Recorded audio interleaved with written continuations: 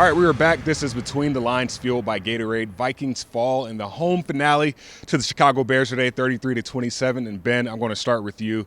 I think this game came down to the run defense. Chicago Bears, 199 rushing yards on the ground. David Montgomery, career day. What was it that you saw that made us not be able to stop this Chicago Bears offense? Well, boy, there's a lot to think about. We just weren't good enough, and we got out-physicaled on the defensive front the whole time. Early on, we just couldn't get off the blocks. And, a lot of times when you have these single back sets, we call it one gap, one back, one gap. And that means that if you see one back in there, then you're responsible for one gap. That's all you have to concentrate on. And that's for the front defensive linemen and the linebackers. And too often we were getting stuck on the blocks. We were getting pushed across the gap and not up into the gap. And there's just no penetration.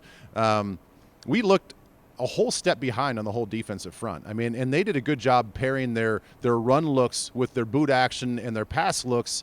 And so from a secondary and from a linebacker standpoint in the pass game, we were on our heels the whole time trying to figure things out as well. So they did a nice job of balancing everything out, but we just weren't physical. I mean, that's bottom line. We weren't physical, and you could see how worn down we got in the second half. For sure. 6 of 12 on third down. Well, 6 of 12 third down defense today. The Chicago Bears were 50% when it came to third downs. But PA, when you look at this game, I mean, this was just a heartbreaking loss. What were your thoughts on today?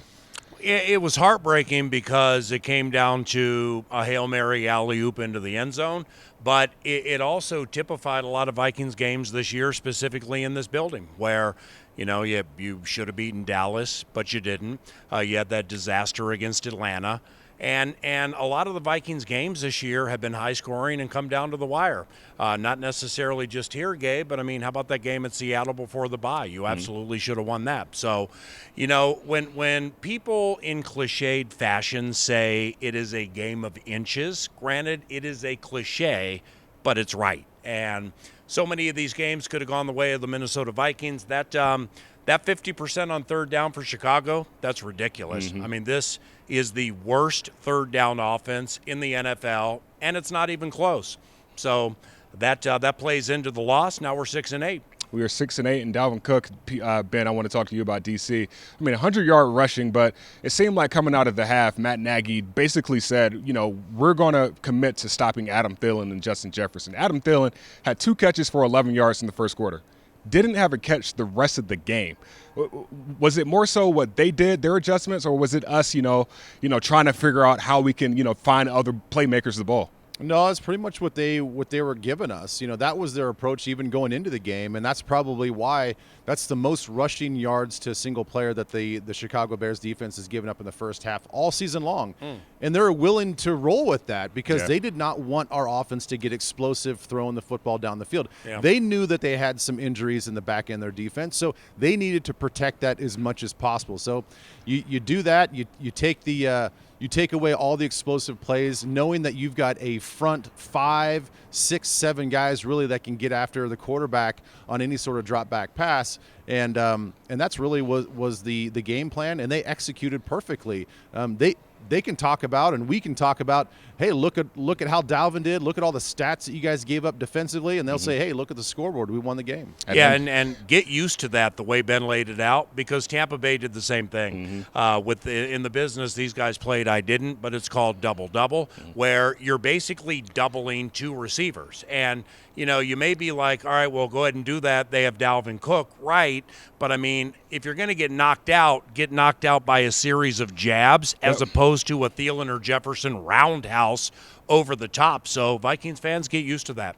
P, I'm going to stay with you. You talked about Justin Jefferson, another 100-yard game, his 6th 100-yard game. He passed Randy Moss today for most receptions for a rookie in franchise history. What were your thoughts on him today? Well, I mean, Justin, he took what was given to him. The thing is, I heard Bursich and Leber on KFAN and the Vikings radio network pointing out repeatedly, here you got Justin singled up here, you got Thielen singled up there. Those are great places to go for sure if Cousins has requisite time. Now, Kirk held the ball too long on a couple of plays in the first half where there were guys open for chunk plays. It all has to come together. That's what makes it a team game. I would not trade Justin for any rookie in the National Football League. And to be the best rookie receiver in the best rookie receiver draft in the history of the NFL, that's serendipity. That is serendipitous for the Vikings that we have him. Now the negative is, man, we're 6-8.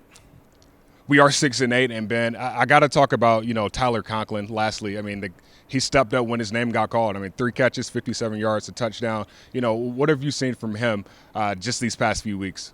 Yeah, I don't know if he's lost weight since he's been here, but he looks very agile, very quick, very explosive. When we first saw him and got to know him, we used him more as just kind of an H-back. He was a little bit of a blocker, kind of a possession sort of receiver in the tight end game. But, these last couple of weeks when he's gotten his number called, he looks twitchy, explosive.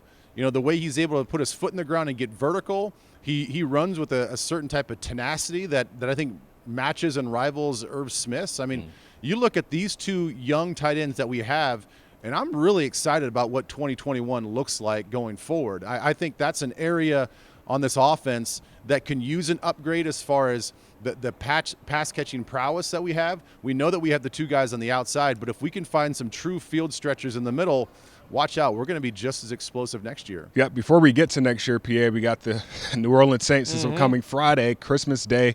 What do we have to do moving forward? Well, you know what? All I'm thinking about now is today was the final home game for 2020 at US Bank Stadium. It was supposed to be Fan Appreciation Day, and we didn't have any fans here for all the home games. So this is our way on behalf of the Vikings showing appreciation for you, the fan, watching this every single week, no matter if they win or lose, and just being so dedicated to Minnesota Vikings football, and definitely a high level of appreciation from this team. And also for you, Gabe, your first season on the scene, man. I want to wish you a Merry Christmas in case we don't see you Friday for the New Orleans game. Grant Ridpath behind the camera, too. Of course, Ben Leber. Ben and I will be back on the radio for Viking Saints Friday, 3:30 for the Boom, man. But you've done a great job all year. Been my pleasure working with you. My pleasure working with both of you guys. Guys, we missed you so much. We could have used that extra 12th man this year right here at US Bank Stadium. But next game up, it's New Orleans Saints. In the meantime, stay safe, stay healthy. Merry Christmas and happy holidays. This is Between the Lines, fueled by Gatorade.